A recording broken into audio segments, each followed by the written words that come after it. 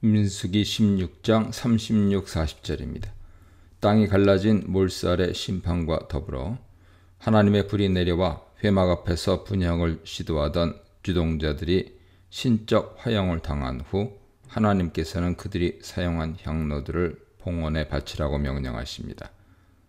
이 일을 주도할 사람은 아론의 아들 엘르아살입니다. 아론의 두 아들 이제 엘르아살과 이다말만이 생존해 있었는데요. 그중 엘르아살이 손 위였기에 대제사장의 계보를 잇는 자격을 갖습니다. 이 250개의 각자의 향로는 그 자체로 불법 제작된 비품들이었으며 재료는 39절에서 확인되듯이 놋입니다. 하나님의 심판불이 떨어진 그곳에 아직 불이 붙고 있습니다. 하나님께서는 그 붙는 불 가운데서 반역자들이 사용한 향로들을 모아서 그 불 곧 타고 있던 숯을 다른 곳에 쏟아버리라고 명령하십니다. 그리고 그 향로들이 거룩하다고 선언하십니다. 그 놋 향로들도 불법 비품이었지만 그것들 안에 타고 있던 불도 불법 불이었음이 분명합니다. 그 향로들에 담긴 불이 여전히 부정결했다면 왜 향로들 자체는 거룩한 것일까요? 38절에서 하나님께서는 그것들이 자신에게 헌정된 물건들이기 때문에 거룩하다고 말씀하십니다. 다시 말해 그들은 자신들의 죄로 심판을 받아 죽었다 해도 그들이 여호와께 바친 그 헌물들이 무효가 되진 않는다는 것입니다. 원래 구약 정신에 따르면 죄인들과 부정을 탄 사람의 헌물은 효력이 없고 애초에 제사를 바칠 수 없습니다.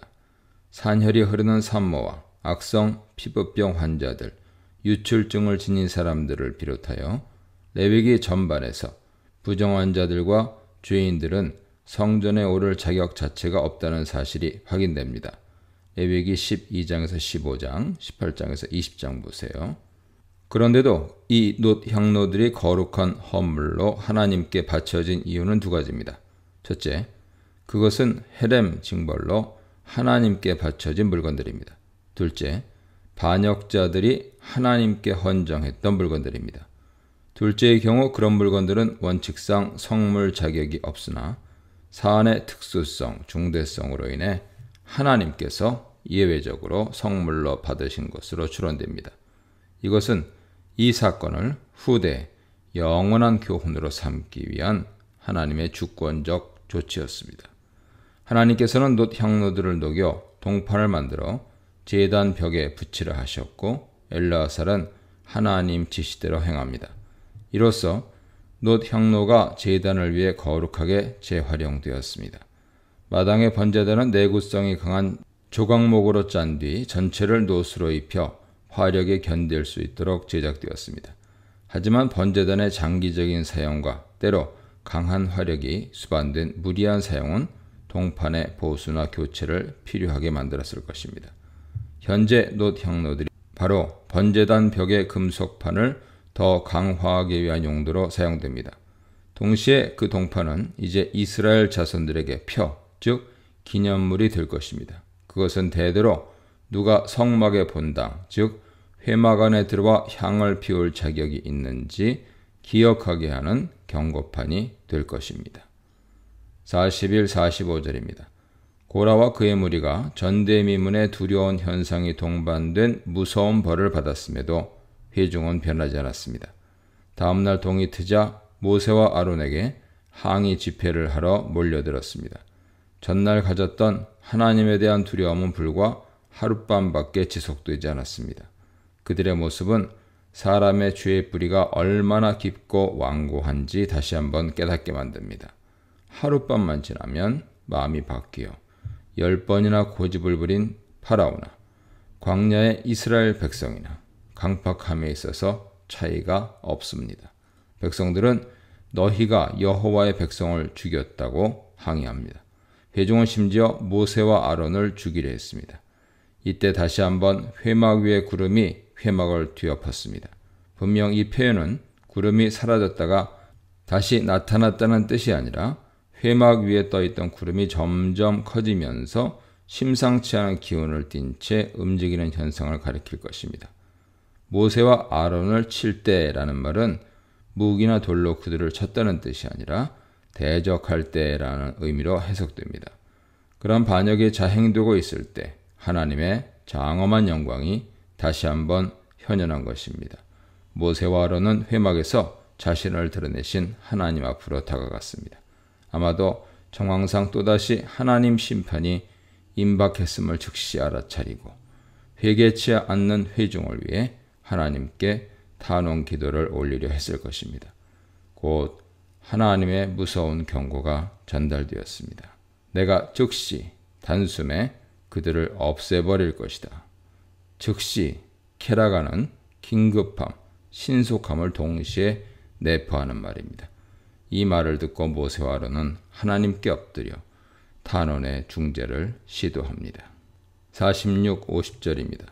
즉시 그리고 단숨에 닥칠 하나님의 멸절 심판 앞에서 모세는 황급히 아론에게 하나님의 진노를 누그러뜨릴 특별한 분향을 준비해서 태우라고 지시합니다. 원래 표준 분향은 마당 제단에서 불을 취해 향로에 담아 내성소로 들어가 분향단 위에 매일 아침 저녁으로 향품, 즉 향료를 태우는 방식입니다.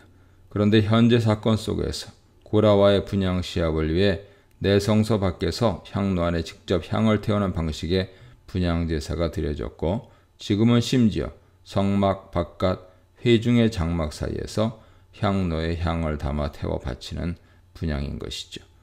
이 회중 사이에서 태워서 올린 분향은 속죄 효과를 내기 위한 것이었습니다. 모세의 긴급한 조치에도 이미 하나님의 심판은 시작되었습니다. 백성들 가운데 연병이 퍼지기 시작했습니다. 모세 지시에서 제단의 불을 그것에 담으라 하는 말에 주목할 필요가 있습니다. 여기에는 합법적인 분향은 제단 불을 사용하는 것이고, 심판을 받은 자들은 다른 불을 사용했다는 것이 암시되어 있습니다. 아론은 급히 향로에 향을 피워 회중에게 달려갔습니다. 향을 피워 그들을 속죄하기 위함입니다.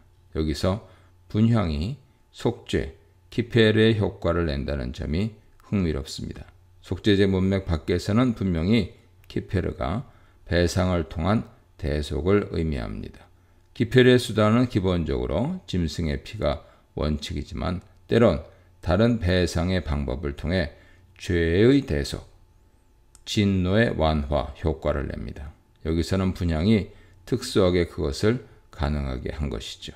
한 가지, 우리는 이 조치를 통해 하나님 징벌이 멈추었을 뿐 그들의 죄가 근본적으로 용서되었다고 볼 수는 없습니다. 본문은 말하고 있지 않지만 원칙적으로 백성들은 모두 회개하며 속죄제를 바쳐야 비로소 죄사함을 받을 수 있었다고 볼 수 있는 것이죠. 아론이 향로를 들고 죽은 자와 산 자 사이에 서 있었으며 어느 순간 하나님 재앙이 멈춰 연병의 위력이 꺾이며 사라졌습니다. 대제사장이라는 아론의 신분으로 볼 때 떼죽음으로 송장에 널려있는 연병 현장에 향을 피우며 달려갔다는 것은 예사로운 일이 아닙니다. 대제사장은 다른 사람의 송장은 물론 심지어 부모를 포함한 직계 가족의 송장마저 만질 수 없고 장례식에도 참여할 수 없었기 때문입니다. 레위기 21장 11절 보세요. 추정컨대 그 향로가 아론을 부정결의 기운으로부터 막아주는 기능을 했을 것입니다. 동시에 죽은 자와 산 자 사이에서 향로를 들고 서 있음으로써 살아있는 사람들도 그 분향 수단으로 송장의 악한 기운으로부터 보호된 것으로 보입니다. 더불어 그 분향은 하나님께 탄원의 향기로 올라가 속죄 효과를 냈습니다. 그러나 그날 몰살당한 고라와 그의 추종자들 외에도 무려 14,700이나 되는 사람이 연병 재앙으로 죽임당했습니다. 다만 모세와 아론의 빠른 조치로 더 이상의 희생은 발생하지 않았으며 연병이 그치자 아론은 다시 회막에서 기다리던 모세에게로 돌아왔습니다. 한편 이 사건에 대한 백성들의 원망은 이 재앙으로만 끝나지 않았습니다.